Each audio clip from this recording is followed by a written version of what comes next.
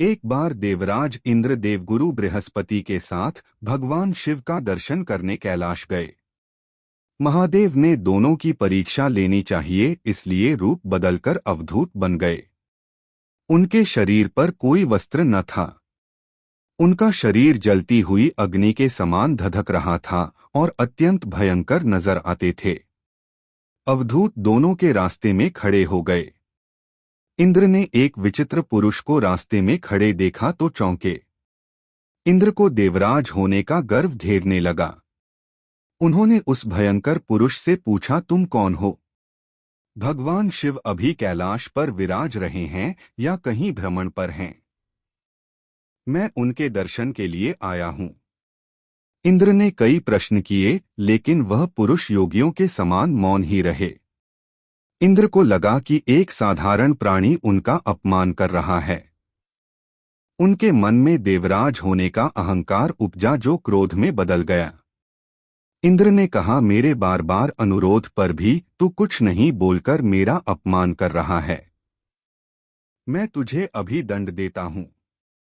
ऐसा कहकर इंद्र ने वज्र उठा लिया। भगवान शिव ने वज्र को उसी समय स्तंभित यानी जड़ कर दिया। इंद्र की बाह अकड़ गई। भगवान अवधूत क्रोध से लाल हो गए।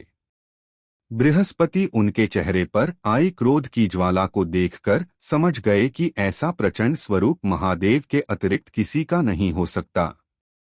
बृहस्पति शिवस्तुति गाने लगे। उन्होंने इंद्र को भी महादेव के चरणों में लेटा दिया और बोले, प्रभु इंद्र आपके चरणों में पड़े हैं, आपके शरणागत हैं। आपके ललाट से प्रकट अग्नि इन्हें जलाने को बढ़ रही है।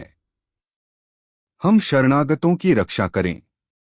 बृहस्पति ने विनती की, प्रभु भक्तों पर आपकी सदा कृपा बरसती है। आप भक्त वत्सल और सर्वसमर्थ हैं। आप इस तेज को कहीं और स्थान दे दीजिए ताकि इंद्र के प्राणों की रक्षा हो।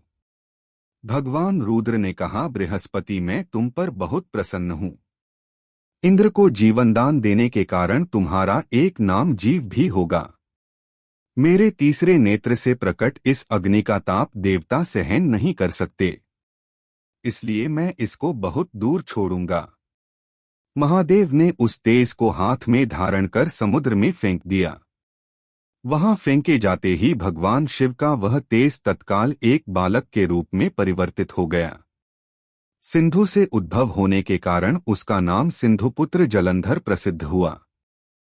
जलंधर जिसका नाम शंखचूड़ भी हुआ, शिव के तेज से उत्पन्न हुआ था, इस कारण परम शक्तियों से संपन्न था। वह देवों से भी ज्यादा शक्तिवान था। वह उस तेज से पैदा हुआ था जो इंद्र को समाप्त करने वाला था, इसलिए असुरों ने उसे अपना राज बनाया। अवधूत रूप में यह लीला करने के बाद महादेव अंतर्धान हो गए। इंद्र के गर्व का भंजन भी हुआ, भगवान के दर्शन भी हो गए।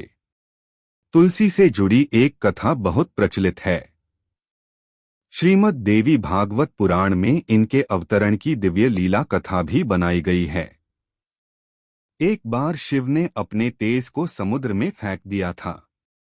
उससे एक महातेजस्वी बालक ने जन्म लिया। यह बालक आगे चलकर जालंधर के नाम से पराक्रमी दैत्य राजा बना। इसकी राजधानी का नाम जालंधर नगरी था। दैत्यराज कालनेमी की कन्या वृंदा का विवाह जालंधर से हुआ। जालंधर महाराक्षस था। अपनी सत्ता के मद में चूर उसने माता लक्ष्मी को पाने की कामना से युद्ध किया, परंतु समुद्र से ही उत्पन्न होने के कारण माता लक्ष्मी ने उसे अपने भाई के रूप में स्वीकार किया। वहां से पराजित होकर वह देवी पार्वती को पाने की लालसा से कैलाश पर्वत पर गया। भगवान देवाधिदेव शिव का ही रूप धरकर माता पार्वती के समीप गया, परंतु मां ने अपने योगबल से उसे तुरंत पहचान लिया तथा वहां से अंतर्ध्यान हो गईं। देवी पार्वती ने क्रुद्ध होकर सारा वृतांत भगवान विष्णु को सुनाया। जालंधर की पत्नी वृंदा अत्यंत पतिव्रता स्त्री थी। उसी के पतिव्रत धर्म की शक्ति से जालंधर न तो मारा जाता था और न ही पराजित होता था। इसीलिए जालंधर का नाश करने के लिए वृंदा के पतिव्रत धर्म को भंग करना बहुत जरूरी था।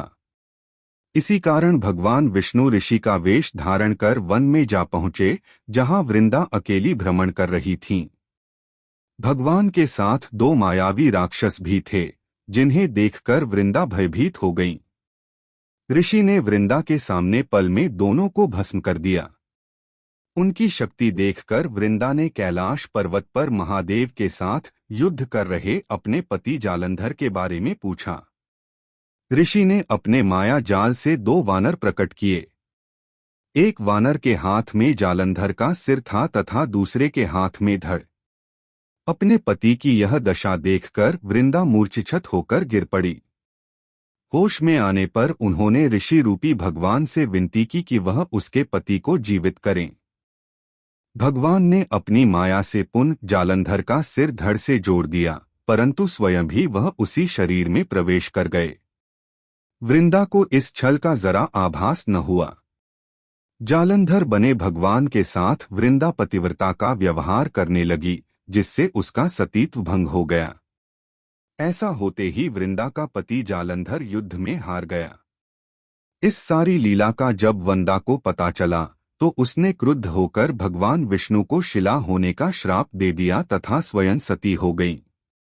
जहां वृंदा भस्म हुई, वहां तुलसी का पौधा उगा। भगवान विष्णु ने वृंदा से कहा, हे वृंदा, तुम अपने सतीत्व के कारण मुझे लक्ष्मी से भी अधिक प्रिय हो गई हो। अब तुम तुलसी के रूप में सदा मेरे साथ रहोगी। जो मनुष्य भी मेरे शालिग्राम रूप के साथ तुलसी का विवाह करेगा, उसे इस लोक और परलोक में विपुल यश प्राप्त होगा। जिस घर में तुलसी होती है, वहां यम के दूत भी असमय नहीं जा सकते।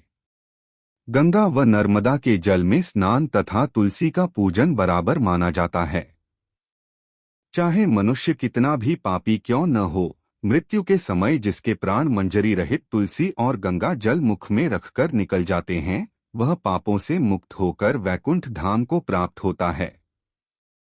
जो मनुष्य तुलसी व आंवलों की छाया में अपने पितरों का श्राद्ध करता है, उसके पितर मोक्ष को प्राप्त हो जाते हैं। उसी दैत्य जालंधर की यह भूमि जलंधर नाम से विख्यात है। सती वृंदा का मंदिर मोहल्ला कोट किशनचंद में स्थित है।